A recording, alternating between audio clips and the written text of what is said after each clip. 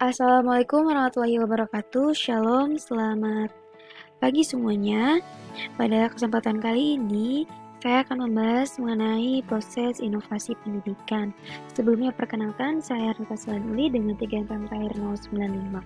Mahasiswa Pendidikan Matematika semester 6, Universitas Singapura Bangsa Karawang. Pembahasan kali ini akan dibahas mengenai proses keputusan inovasi, faktor proses inovasi pendidikan, proses inovasi yang membutuhkan waktu, ciri pokok keputusan inovasi, serta proses inovasi dalam organisasi menurut Zalcman, Duncan, dan Holbeck tahun 1973. Pembahasan pertama yaitu proses keputusan inovasi.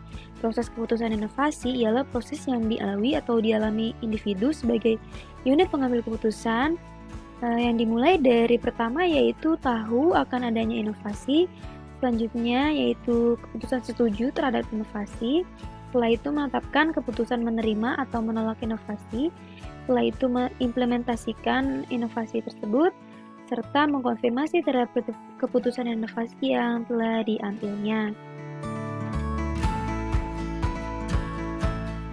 Pembahasan kedua yaitu faktor yang mempengaruhi proses inovasi pendidikan. Faktor yang mempengaruhi yaitu ada 3, faktor KBM, faktor eksternal dan internal, yang ketiga yaitu faktor sistem pendidikan. Pembahasan faktor kegiatan belajar mengajar. Yang menjadi kunci keberhasilan dalam pengelolaan kegiatan belajar mengajar adalah kemampuan guru sebagai tenaga profesional. Tapi dalam pelaksanaan tugas pengelolaan kegiatan belajar mengajar terdapat berbagai faktor yang menyebabkan orang memandang bahwa pengelolaan KBM ini adalah kegiatan yang kurang profesional, kurang efektif, dan kurang perhatian. Adapun kelemahan-kelemahannya yaitu yang pertama, hubungan interpersonal guru dengan siswa. Nah, dalam mengelola kegiatan belajar mengajar, kemampuan guru yang sama belum tentu menghasilkan prestasi belajar yang sama dengan kondisi kelas yang berbeda. Sehingga di sini keberhasilan tugas guru ditentukan juga dalam hubungan pribadi guru dan siswa. Yang kedua yaitu kegiatan belajar mengajar di kelas yang terisolasi. Artinya di sini adalah apa yang dilakukan guru di kelas tidak diketahui oleh guru lain, sehingga guru tersebut menganggap bahwa yang dilakukan sudah merupakan cara terbaik, yang dimana guru juga di situ sukar untuk mendapatkan kritik dan saran untuk mengembangkan profesinya. Yang ketiga yaitu minimal bantuan teman sejawat untuk memberikan bantuan kritik atau saran. Nah, ada apapun yang dilakukan guru di kelas ini seolah-olah sudah merupakan hak mutlak tanggung jawab guru tersebut. Orang lain tidak boleh ikut campur tangan, padahal apa yang dilakukan guru ini mungkin masih banyak kekurangannya yang membutuhkan kritik dan saran. Yang keempat yaitu belum ada kriteria yang baku tentang pengelolaan KBM yang efektif, di mana kriteria keefektifan proses belajar mengajar ini sukar ditentukan karena banyaknya variabel yang ikut menentukan keberhasilan kegiatan belajar siswa. Yang kelima, ada keberagaman individual siswa. Dalam melaksanakan tugas juga, guru di sini menghadapi siswa yang berbeda satu dengan yang lain, baik mengenai kondisi fisik, mental intelektual, sikap, minat, dan latar belakang sosial ekonominya. Yang keenam, di sini guru juga kesulitan dalam mengarahkan siswa menjadi sama sesuai ketentuan. Dengan adanya keberagaman individual siswa tadi di situ guru dituntut juga mencapai perubahan tingkah laku yang sama sesuai ketentuan yang telah dirumuskan. Jadi anak yang berbeda-beda tadi harus diarahkan untuk menjadi sama. Jika guru tersebut tidak dapat mengatasi masalah ini, dapat menimbulkan anggapan kualitas profesional yang diragukan.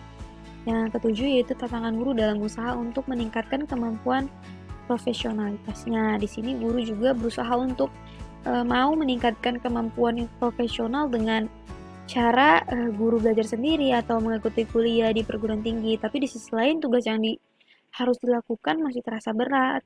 Jumlah muridnya dalam satu kelas 50 orang, ditambah tugas administratif, serta di sini guru juga melakukan kegiatan untuk menambah penghasilan dan masih banyak lagi faktor yang lain.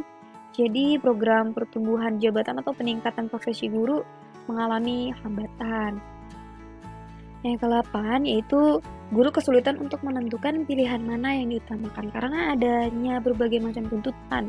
Adapun mengutamakan keterampilan proses belajar itu untuk menyelesaikan kajian materi kurikulum sesuai dengan batas waktu yang telah ditentukan.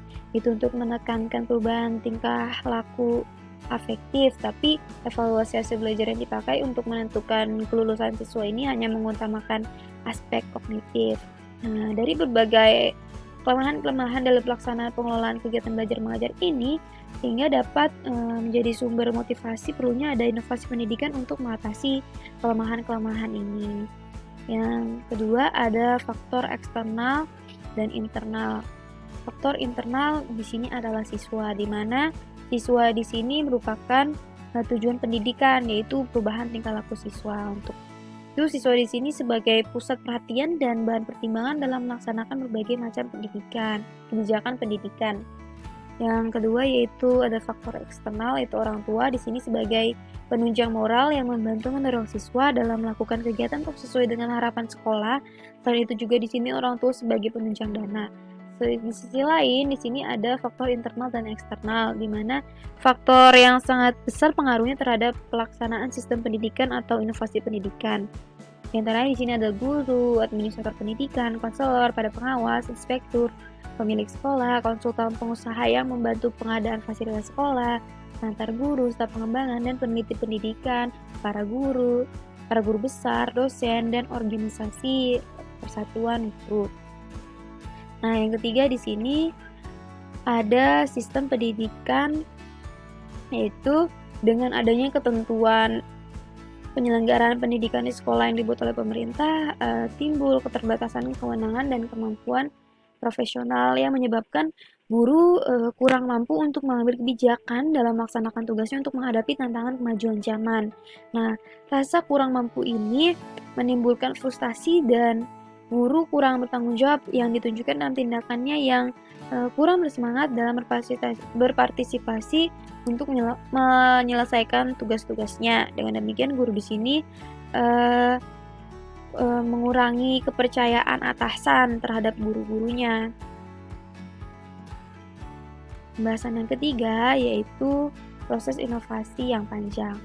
Proses keputusan inovasi bukan kegiatan yang dapat berlangsung seketika, tapi merupakan serangkaian kegiatan yang berlangsung dalam jangka waktu tertentu, sehingga si individu atau organisasi dapat melihat gagasan yang baru itu sebagai bahan pertimbangan untuk selanjutnya akan menolak atau menerima inovasi dan menerapkan inovasi tersebut.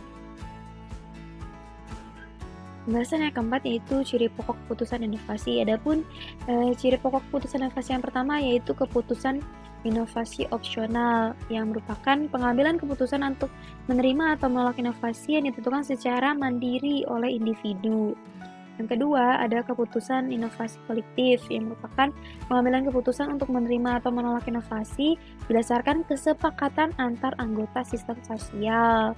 Yang ketiga yaitu ada keputusan inovasi otoritas, merupakan pengambilan keputusan untuk menerima atau menolak inovasi ditentukan oleh seseorang atau sekelompok orang yang mempunyai kedudukan, status, wewenang, atau kemampuan yang lebih tinggi daripada anggota lainnya dalam sistem sosial.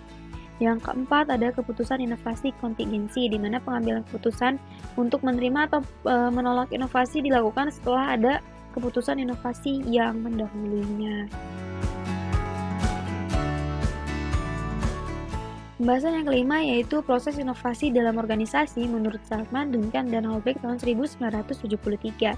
Proses inovasi menurut mereka dibagi menjadi dua tahap, yaitu tahap permulaan dan tahap implementasi. Pada tahap permulaan atau intention stage ada 3 langkah. Langkah yang pertama yaitu pengetahuan dan kesadaran, di mana artinya di sini penerima inovasi hendaknya sudah sadar bahwa ada inovasi, dan dengan demikian ada kesempatan untuk menggunakan inovasi dalam organisasi. Nah, yang kedua yaitu membentuk sikap terhadap inovasi. Jadi anggota di sini dalam organisasi menunjukkan sikap terhadap inovasinya. Ada 2 sikap, yaitu sikap terbuka terhadap inovasi dan sikap memiliki persepsi potensi inovasi. Dalam sikap terbuka ini anggota mau mempertimbangkan mempertanyakan inovasi, merasa inovasi meningkatkan jalannya fungsi organisasi. Sementara dalam sikap yang kedua, yaitu memiliki persepsi potensi inovasi, di sini anggota hendaknya bahwa berpersepsi bahwa ada kemampuan organisasi untuk menggunakan inovasi. Nah, organisasi juga telah mengalami keberhasilan pada masa lalu dengan menggunakan inovasi. Selanjutnya juga adanya komitmen atau kemampuan untuk bekerja dengan menggunakan inovasi serta siap untuk menghadapi kemungkinan timbulnya masalah dalam penerapan inovasi ini. Langkah yang ketiga yaitu pengambilan keputusan. Segala informasi tentang potensi inovasi ini di sini dievaluasi. Jika unit pengambilan keputusan dalam organisasi menganggap bahwa inovasi itu memang dapat diterima dan dia senang untuk menerimanya, maka inovasi akan diterima dan diterapkan dalam organisasi. Tahap yang kedua yaitu tahap implementasi atau implementation stage. Ada 2 langkah di sini. Langkah yang pertama yaitu langkah permulaan implementasi. Di sini organisasi mencoba menerapkan sebagian inovasi. Sementara dalam langkah yang kedua yaitu kelanjutan pembinaan penerapan inovasi. Jika pada penerapan awal telah berhasil, di mana para anggota di sini telah mengetahui dan paham inovasi, serta juga sudah memperoleh pengalaman dalam penerapannya, maka tinggal melanjutkan dan menjaga kelangsungan inovasi tersebut. Sekian paparan dari saya mengenai proses inovasi pendidikan. Terima kasih saya ucapkan. Assalamualaikum warahmatullahi wabarakatuh. Shalom, selamat pagi.